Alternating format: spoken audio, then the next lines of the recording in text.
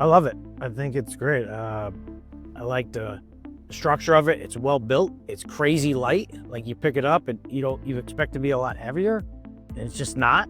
I love how quiet it is. Like it can be, you don't hear it until it's literally almost above your head, which is just insane to me. Love the active track too. That's something that I think is really neat. Being able to like just pick out a target and follow along. Just really well built aircraft. I think it's going to be really successful in the blue market for sure.